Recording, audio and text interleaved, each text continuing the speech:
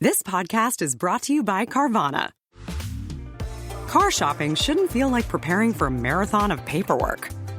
That's why Carvana makes buying and financing your car easy. From start to finish, search thousands of vehicles with great prices. All online, all on your time. And when you're ready, your new car shows up right at your door.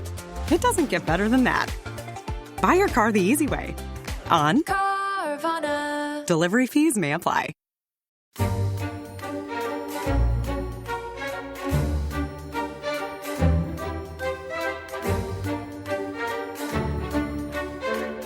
Her beauty, as we are told, was in itself not altogether incomparable, nor such as to strike those who saw her, but converse with her had an irresistible charm, and her presence, combined with the persuasiveness of her discourse and the character which was somehow diffused about her behaviour towards others, had something stimulating about it. There was sweetness also in the tones of her voice, and her tongue, like an instrument of many strings, she could readily turn to whatever language she pleased. So that is the historian Plutarch talking about Cleopatra VII, the subject of this mini-series. And Tom, that's one of the only real descriptions that we have of Cleopatra's appearance and personality. It's not just sort of propagandistic invective. And we have a question from Dr. Dan the Bandage Man, one of our listeners, asking about Cleopatra's beauty. Because, of course, she's probably the best known character in history for her looks. Yeah. But what's the truth there? Do you think Plutarch says she wasn't particularly beautiful. So what's the story? Yeah, I mean, the image of her, certainly in the 19th century, she becomes the toast of kind of symbolists and decadents. And she's cast as this kind of exquisitely beautiful, predatory vampiress, who kills courtiers, sleeps with sleeps with a man every night and then kills him in the morning, all this kind of stuff. And the assumption is that she's very, very sexual and she's very, very beautiful. And actually, I think neither of those things are true. Yeah. She seems to have been, not particularly stunningly beautiful. If you look at the coins, she has quite a kind of hawk nose, and she doesn't look absolutely stunning. And as Plutarch describes her, her fascination seems to lie not in her looks so much as in her character. And I think that it's the age cannot wither her, nor custom stale her infinite variety that you get in in Shakespeare's portrayal of her. And there's this wonderful description that Enobarbus, who is Antony's sidekick, Ahenobarbus, Domitius Ahenobarbus, the original, and he's trying to explain to someone what it is about Cleopatra that makes her so compelling. And I saw her once hop 40 paces through the public street, and having lost her breath, she spoke and panted that she did make defect perfection. And I think that brilliantly gets something that's there in Plutarch. This sense that there is a kind of fascination that's not dependent on, conventional beauty. It's just that she is a very, very compelling person. And I think that as we'll explore on the question of, is she a massively sexual person? As far as we know, she only ever slept with two men. Yeah. And both those men happen to be the most powerful men in the world. Well, they're both much older men and much more powerful men. They're both Romans. And she knows how to, she tailors her self-presentation. Yes. To suit what she knows about their respective characters. But do you think, even though, as we said in our first episode, everything we know about, well, almost everything that's written down in narrative form about Cleopatra comes from the Romans and comes from her enemies. Despite that, don't you agree that you can sort of bleeding out between the gaps, you get a sense of the charisma? Absolutely. So Plutarch, he talks about I think it's his grandfather knew someone who worked at the court of Cleopatra. That's right, Philotas, I think his name was, a medical student. Yes, and he talks about how they have banquets all the time. They're constantly cooking in the kitchens, and this is simply so that Cleopatra and Antony can have a banquet whenever they want.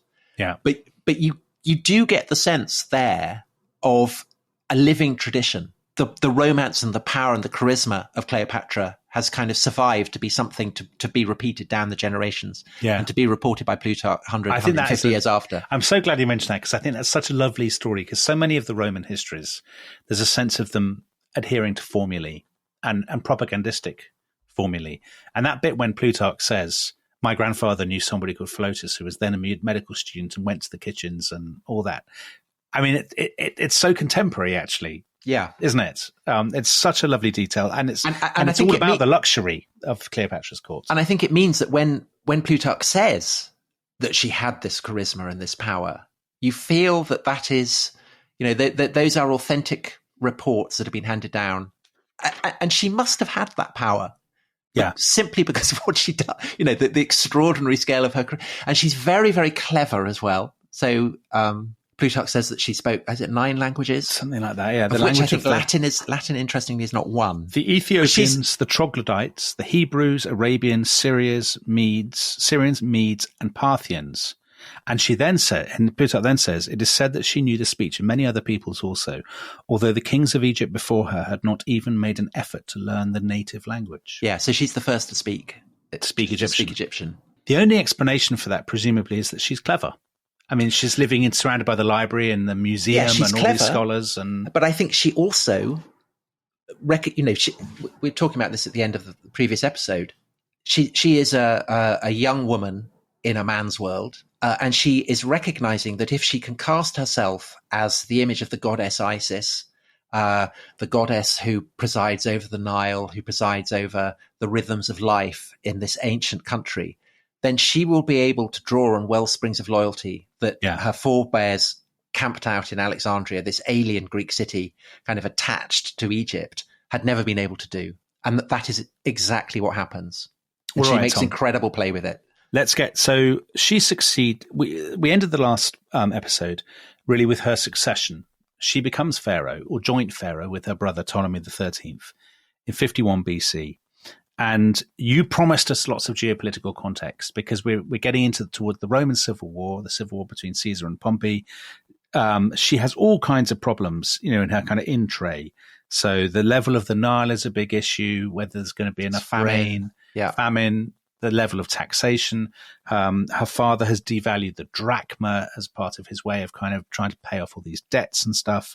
So she's also got the issue, which you alluded to before, of her brother and her brother's ministers conspiring against her and trying to sort of force her out. So sort of how does she deal with all this? I mean, it's a mess, isn't it? Her father's courtiers clearly think that both of them should be puppets. It's evident that Cleopatra is not going to play this part. And so there are two in particular. There's a guy called Achillas, who is a military man. Yeah. And there's a guy called Pothinus, who regular listeners to the show will be pleased to know is a eunuch. Well, he's the man who you see, if ever you watch a program about Cleopatra, he's always the man. We don't know what he looked like. We don't know anything like that, but casting directors without fail say, get the fattest man in the agency. Shave his head. Yes. And make him really sinister and simpering and effeminate. And Pothinus is always played that way, isn't he? Yes, absolutely. So Cleopatra basically gets forced out of Alexandria, and she goes off with her younger sister Arsinoe to try and raise troops in Syria, and she comes down to Sinai, and she kind of raises tribes there. And there's a town called Pelusium, which is basically guards. It's the gateway to Egypt, and Cleopatra is lurking beyond Pelusium with her forces, and her brother Ptolemy XIII is under the thumb of all these various sinister ministers in Alexandria, and so it looks as though Egypt is going to erupt into civil war. But she's blocked there, Tom, by the way. Just let me she's blocked. She's blocked by the army, because in the previous episode we talked about that guy Aulus Gabinius, who had recaptured, and his men are still there, aren't they? The Gabinians. They're mercenaries, and sort of they're supposedly sort of, some of them are Germans and some of them are Norsemen, and they've just been sort of hanging around in Egypt, sort of wenching, falling out of taverns, attacking people in the street, just making a nuisance of themselves. They're like the sort of 1970s football hooligans on tour. Yes. And the Egyptians can't get rid of them, and they are serving in Ptolemy's army, and they're basically blocking the way at Pelusium, so she can't get past into Egypt. So that's the situation in Egypt. It's kind of incipient civil war. But that is very much a sideshow for what meanwhile is going on in the broader Mediterranean, which is that Julius Caesar has crossed the Rubicon. And if you want the background to that, we've done 2 episodes on the build up to Caesar crossing the Rubicon. Pompey has taken command of what he sees as the kind of the constitutional, legitimate role. He stands at the head of the vast majority of the Senate. They have fled Rome. They've crossed the Adriatic. They've gone to Greece. Caesar has made sure of Spain. He's made sure of Italy. He then crosses with his fleet to Greece. He's vastly outnumbered. He ends up meeting with Pompey's armies at a place called Pharsalus, and against the odds, he beats Pompey. Why does he beat Pompey, Tom? Just very quickly. He's a better general. He's a cleverer, subtler general. Pompey is overconfident. Yeah. And Caesar is at the head of men who have been following him for years and years, who have absolute confidence in him, whose morale is sky high, who believe that they can do anything. Pompey is very much kind of resting on his laurels. He's drawing on a reputation that by this point is a decade and more old, and he doesn't have the legions to hand. So he had, this had been pointed out to him in the build up to the Rubicon, and Pompey had said, well, I just have to stamp my foot and legions will emerge from out of the soil of Italy. But it didn't work like that. Caesar's legions are just too proficient. Caesar is they're too battle honed. And so Pompey loses. He flees the battlefield, and he then has to decide, well, what am I going to do? And because he is the great conqueror of the East, he is the man who had brought much of the Near East under Roman power, who has kings across the Near East as his clients. He assumes that he can draw on them. And so he thinks, well, who is the richest, who is the most useful of these royal clients? It's the king of Egypt. Yeah. And so he decides he will go to Egypt. He will go to Alexandria. He will throw his weight around. He will pull rank, and he will get enough money to raise troops to go and have another crack at Caesar. So that's his plan. That's not a bad stratagem when you think about it, is it? He's lost Pharsalus, but he knows that the Egyptians owe him because he'd always been very close to Auletes, Cleopatra's father. He knows that Egypt is torn apart by this incipient civil war. So he can kind of go in as the strong man. And basically, he knows there's a boy king. Yeah. So Pompey just kind of thinks, well, this is great. But unfortunately... He is the strong man. He sees himself as a strong man. And it never crosses his mind that the fact that he's lost means that suddenly his image is no longer that of a strong man, but of an absolute loser.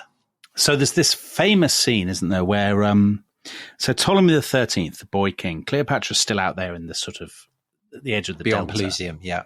The boy king's ministers, they have this meeting and they say, what are we going to do? Pompey's coming. And supposedly there's a guy who's his tutor, Theodotus of Chios, I think it is, Tom, who I describe it in my book as an oily man. Not dealing in stereotypes. No, but he behaves in a very... I don't know anything about Chios. I mean, they may be very unoily for all I know, but he behaves in a very oily way because he basically says, well, if we accept Pompey, we make ourselves Julius Caesar's enemies, and Pompey will just boss us around and be a pain. If we turn him away, he will be our enemy, and if he then wins, we're in a mess. And he says, and the quote is, there's only one way to please Caesar and have nothing to fear from Pompey. And he says, and that is, welcome Pompey and kill him. For as we all know, dead men don't bite, which is such a fantastic line. And then there's this incredible scene, isn't there, where Pompey, who is, as you say, this ancient war hero, he pitches up on his boat. They send a little fishing boat to greet him. The fishing boat has Achillas on, who is Ptolemy's commander, and an old associate of Pompey's called Lucius Septimius, who sort of says, well, he doesn't say anything at first, and Pompey says to him, don't I recognize you? Didn't you used to be an old comrade of mine? Septimius says yes, and they sail back towards the coast. And Pompey's got his speech with him that he's going to read to Ptolemy the 13th, this sort of speech of welcome. And it's while he's reading it, I think, that they begin to pull their knives out of the scabbards. And then just as they're approaching the shore, as he can see the boy king on the beach, surrounded by the oily tutor, and the fleshy eunuch, and all these other stereotypes, all these other characters, they cut Pompey's head off. What a twist! What a twist! Do you think Pompey was hard done by there, Tom? I think he had it coming. Do you think he had it coming? Well, I know I'll tell you're you who very else thought. I'll tell you who else thought he had it coming. Were the Jews, because Pompey had captured Jerusalem and the temple, and of course no non-Jew was allowed to go into the temple. But Pompey went in, and he went right into the Holy of Holies. And the Jews said that from that point on, everything started going wrong for him. Yeah. And when the news came out that he'd been beheaded, Jewish poets hailed this as the victory of God over the pride of the dragon, and said of Pompey that he had failed to recognize that God alone is great. Well, so you can see how this stuff reverberates, and is interpreted in all kinds of different ways by different peoples. This is huge stuff. And of course, the people with whom it reverberates most of all are the Romans, and specifically Julius Caesar, who's come with a very, very light force, so not a large number of men at all, in pursuit. And he turns up in Alexandria, and he is presented with Pompey's head on a kind of silver salver. And Caesar affects to weep. I mean, maybe he did. We don't know. So here's the fascinating thing. So Caesar has come in pursuit of Pompey. He gets to Alexandria. This sort of strange semi-colony, I guess, or semi-detached colony, or whatever you want to call it, on the fringe of the Roman Imperium. But the greatest city in the world. I mean, it's larger at this point than Rome. The richest city, exactly, the richest city in the world. So Caesar arrives. It's the first time he's been to Alexandria, this Greek city. He gets off his boat. All these people are there. They say, "Here's the head of your enemy. We've cut it off for you." And famously, Tom, he starts crying and says, "Oh, what a terrible shame Pompey was a Roman." But he's obviously secretly incredibly relieved. Do you think, so how seriously does Caesar take this business, this ideological business of he's a Roman, how dare you cut his head off?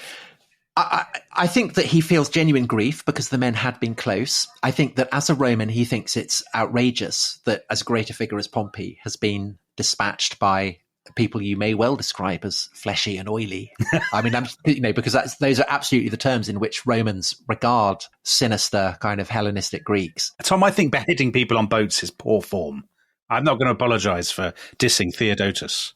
The shrewdest political player, one of the shrewdest who's ever lived, of course he understands that this is a godsend, because Pompey has been removed, cleared from the chessboard, and he's not responsible. Well, Tom, here's the thing. You talk about Caesar's shrewdness. So Julius Caesar, we talked about him in the Rubicon podcasts.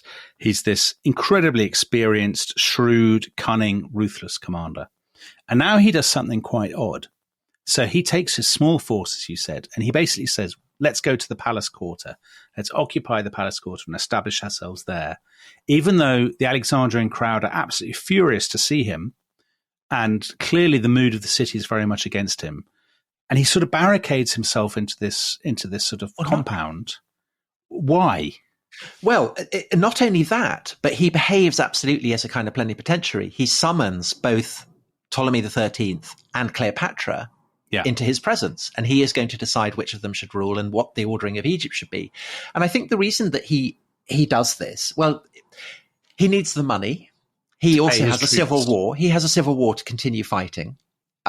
He's defeated Pompey, but there are plenty of people out there who want to continue the fight against him. So Egypt is very rich, and he wants to do what Romans have always done, which is to screw money out of, their hapless underlings. And Caesar claims to be owed money back from the days when Ptolemy Auletes, Cleopatra's father, had been handing out bribes in Rome. Caesar had scooped up a lot, and he claimed to be owed even more. So I think that's the reason. The question is, why does he do this when he has so few people and at his back? And I think it's just that he's overconfident. And I think that the corollary of that, I think that he takes the kind of the Roman stereotyping of Egyptians literally. He thinks these are effeminate, sinister, decadent, inbred, corrupt people who are simply not worthy of, I don't even need to show them the respect of worrying about what they might do. So these are not Gauls. He's Vladimir Putin on the night of the 25th of February. Yes, and the truth is that, Caesar fights an enormous number of campaigns over the course of his career. What happens in Alexandria, he comes closest to being defeated and destroyed, closer than at any point in his career. That's a brilliant story in itself, and we'll get to it in a second. But Cleopatra, we left her. She's got her little army. They're out sort of by the Delta. desperate to get past Pelusium, this fortress, and this army to Alexandria. And she can't get there. He's summoned her, but she can't get there. Now, Tom, let's take a break and find out what she does and whether or not it involves a carpet. Yes, let's do that. Okay. This episode is brought to you by Rocket Money. Tom, we often talk about how to organise our finances. I'm very conscious that I'm paying for a lot of mad subscriptions. And there's one thing that we've talked about often on this show. It's the thing that we probably hate more than any other, and it's a hidden fee. I would love to get my finances under control. There are all these things piling up on our bank statements, and I think I need to fix this problem. I need to sort this out and to stop this. I mean, my finances are so chaotic that I need this app. So I'll tell you what it is. It's called Rocket Money. It's a personal finance app that helps find and cancel your unwanted subscriptions. It monitors your spending and it helps to lower your bills so that you can grow your savings. With Rocket Money, you can track all of your subscriptions and you can easily cancel within the app with just a few taps, saving you time, avoiding charges. And you can also set budgets and goals and get personalized insights and regular reports to track how you're doing. They will even send you real-time alerts for large transactions, upcoming bills, refunds, and even low balances. So let Rocket Money help you reach your financial goals faster. Join at rocketmoney.com/ishistory. That's rocketmoney.com/ishistory. rocketmoney.com/ishistory.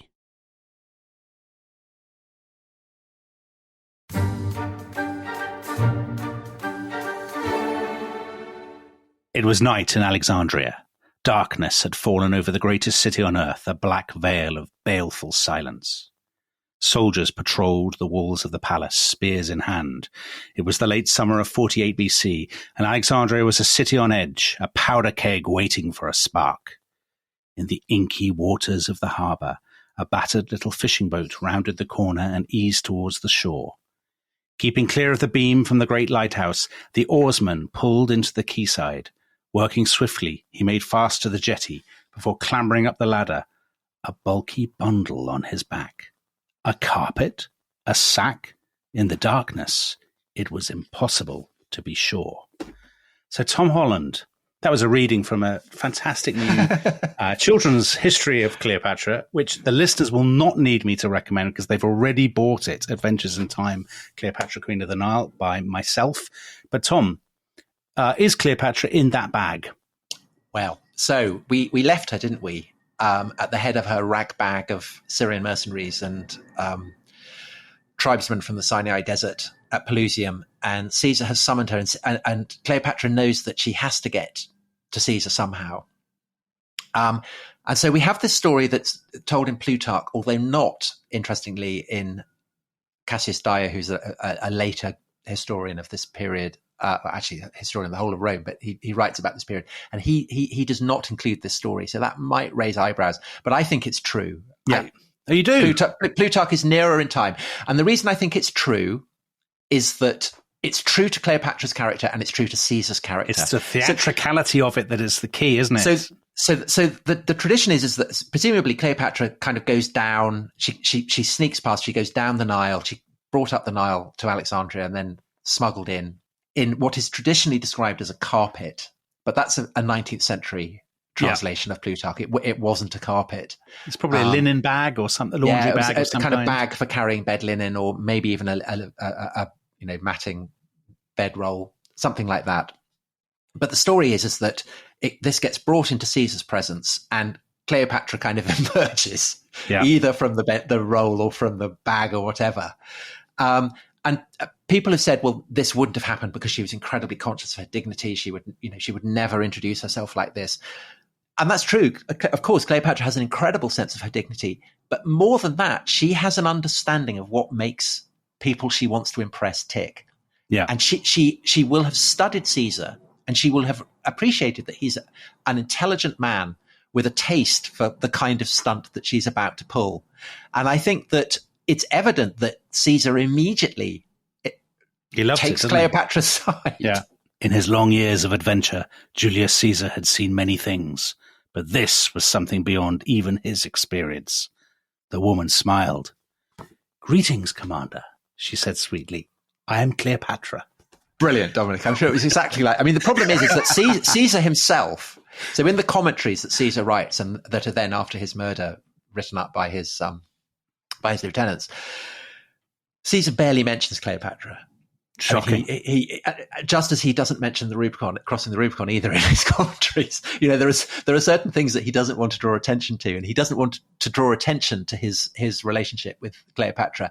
Equally, of course, Cleopatra does, because very, very rapidly Cleopatra gets pregnant.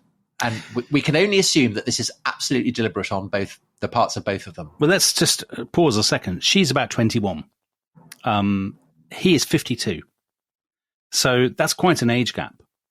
But is it it's obviously not a love affair, but she's 21. She's presumably reasonably attractive, at least. Plutarch, in his description, he says she's not astoundingly beautiful, but he doesn't say, she's not going to drive you running out of the room. Julius Caesar has an eye for the ladies anyway, doesn't he? He's notorious for it. He's a sort of bad boy.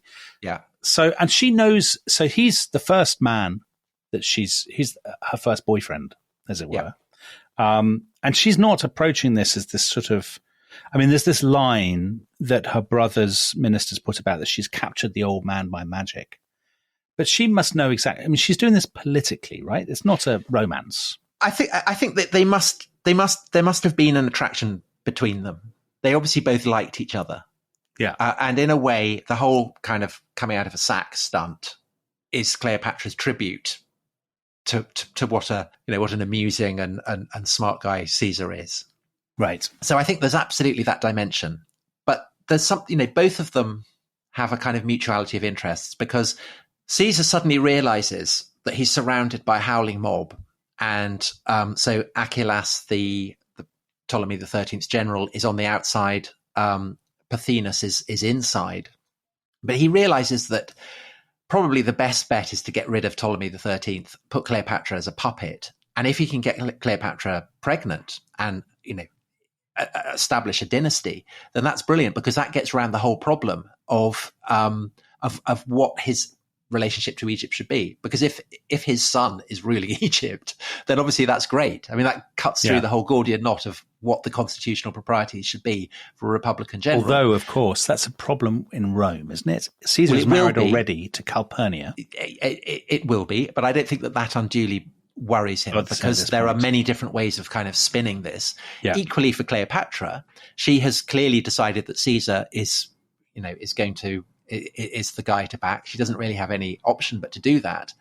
And if she can establish a dynastic link to the guy who may well end up ruling Rome, then obviously that's brilliant for her. And of course, her primary object at this point is to get rid of her brother.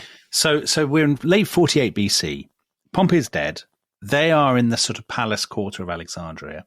In this sort of, it's this sort of walled compound, I guess, or at least they've put up barricades or something. Yeah, so it serves as a fortress to stop the population breaking in and Achillas's army. And then, you said earlier this really interesting thing, that this is the closest that Julius Caesar comes in his entire military career to disaster, because he's got this small force. They're besieged, because the siege goes on for it's about 6 months or so, isn't it? Yeah, and he's stuck there, and he doesn't know what's going on in the broader strategic sphere of the Mediterranean. He's got all those enemies out there. It's a disaster for him. And at one point he has to burn his own fleet to stop the enemy getting hold of it. And in the course of that, they accidentally burn down part of the Great Library. this is one of the... Yeah, hugely. Or is this an urban myth, Tom? Because historians are divided about this, aren't they? It's much debated. I think we should do an episode on the Library of Alexandria. It's an incredibly complicated but fascinating story. Yeah. And the mysteries that surround it are part of the fascination. So, but it's possible anyway that part of it was destroyed. Yeah.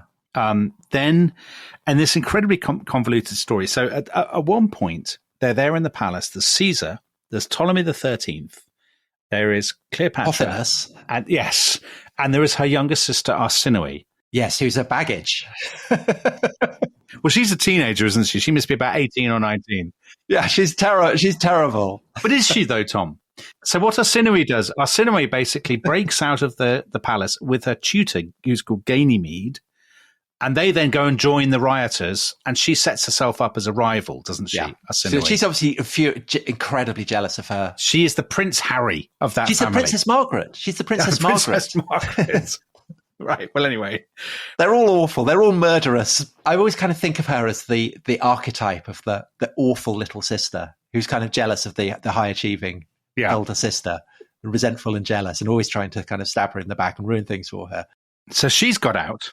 But then Ptolemy, he says, let me go and talk to them. And he says to Julius Caesar, I've learned so much from you. I think you're such a tremendous fellow. I really respect you. Please let me go outside and reason with the rioters. And he goes out to reason with them, but then he sort of turns around and says, I hate you. Pooh face. Yeah. And he joins them as well. So now it's just Caesar and Cleopatra left in the palace. But Caesar's executed Pothinus. Yes, he's executed Pothinus with his men, and they're trapped and everybody is against them.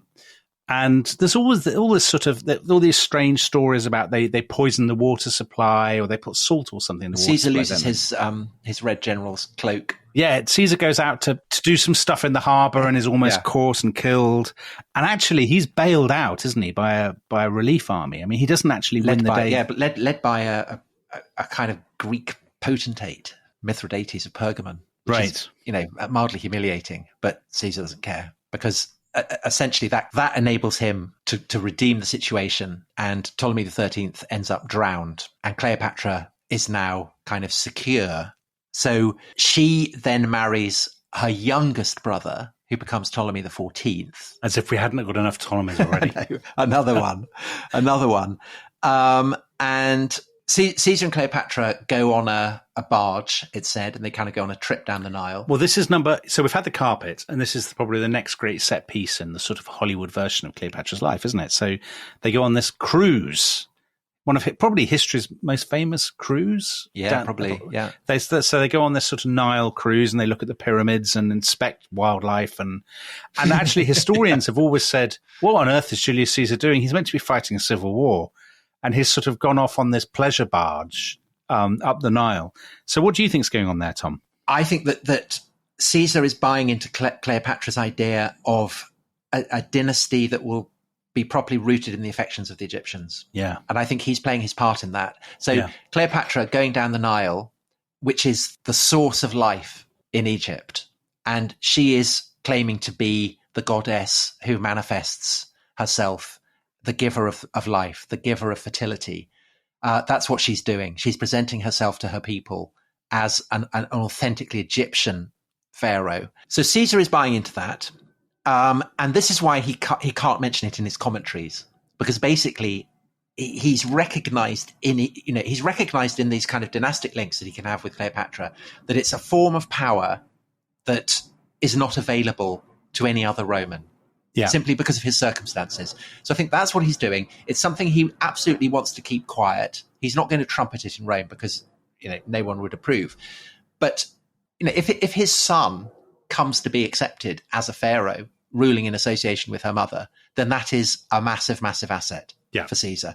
And so he establishes that. And then having done that, he sails off, comes, sees, conquers. This is, Veni Vidi Vici. This is because he goes off to Asia Minor, doesn't he? Yeah, and gets that. Then he defeats all his various Republican enemies. He goes back to Rome, and he celebrates various triumphs. And among these triumphs he celebrates an Egyptian triumph. And in the triumph, he leads Cleopatra's younger sister, the young Arsinoe. And this isn't popular. The Roman people don't like seeing her led in chains. Yeah, because they cheer her or they applaud her or something. They applaud her, yeah. So, and Cleopatra is now unchallenged. She has a much younger brother who is now her husband, Ptolemy XIV. She has given birth in June 47 to a son, who she calls Ptolemy Caesar. So it's completely upfront that this is Julius. Caesar doesn't acknowledge the child. No. But the name is the giveaway. But Caesar does invite her to Rome. What I was about to say. So she comes to Rome with her husband, who is also her brother. Yeah. And it's all very, very un-Roman. So Caesar puts them up, doesn't he, in his estate in what's now Trastevere across the Tiber. Yeah. And is she there, Tom, do you think, to see, because historians are not quite sure of the dates, but do you think she was there to see his triumphs? Do you think, would that be plausible? Interesting to know, isn't it? It's interesting to know whether she put Caesar up to having her sister led in. So Arsinoe she gets spared and I think gets settled at Ephesus, isn't it, after the triumph. But Cleopatra certainly, she kind of beds down and is very grande dame. And Cicero, the great orator, great kind of intellectual, he's terribly resentful of her. So Alexandria is actually the only place that Cicero said he wanted to visit apart from Rome. Is that so? You know, he said Alexandria is the one place I want to visit, but he goes to see Cleopatra and gets snubbed by her, and so he's very he obviously, there's some source, isn't there, where he writes, he says, "I hate the Queen, I hate her." Yes. Do you know do you want to know how our top children's book describes Cicero from Cleopatra's point of view? Yeah, I'd love to hear that. Yeah, a jowly, toad-faced man, smooth and silver-tongued, but monstrously vain and pompous. Yeah, well, nothing wrong with being monstrously vain and pompous.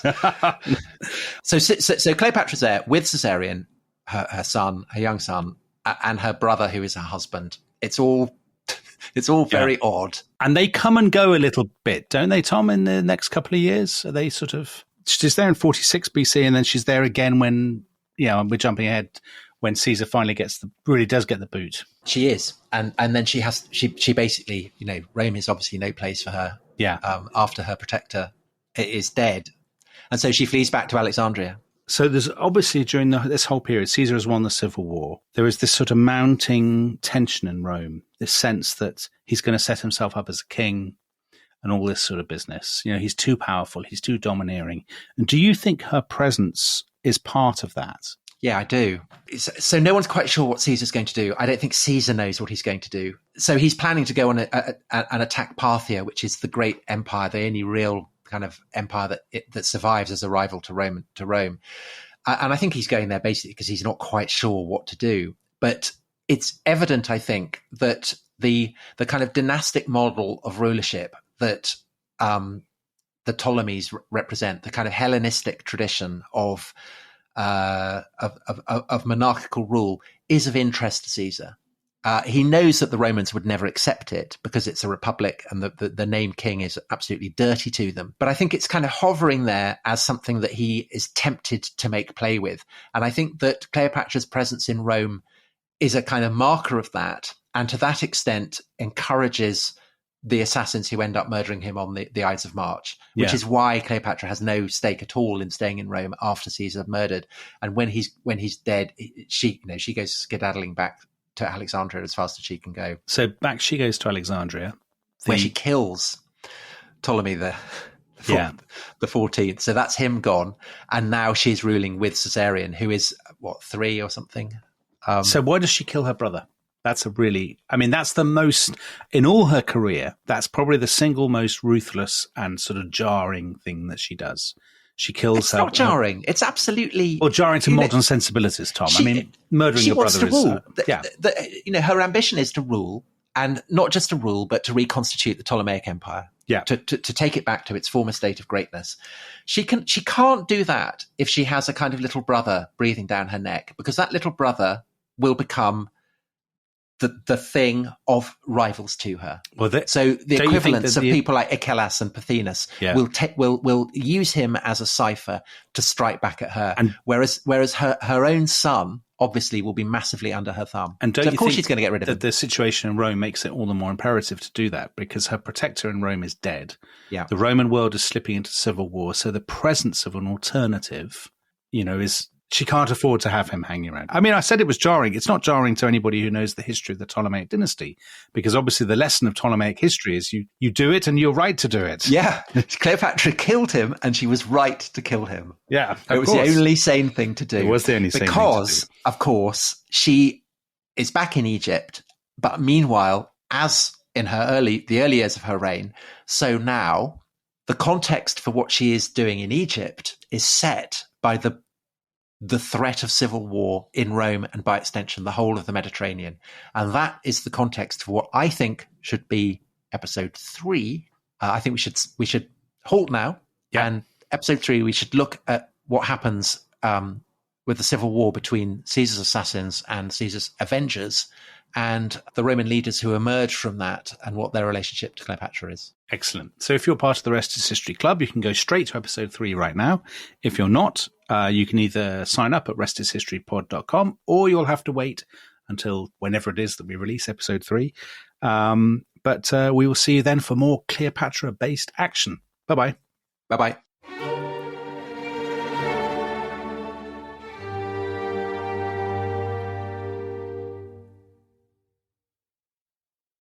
Thanks for listening to The Rest is History. For bonus episodes, early access, ad-free listening, and access to our chat community, please sign up at restishistorypod.com. That's restishistorypod.com.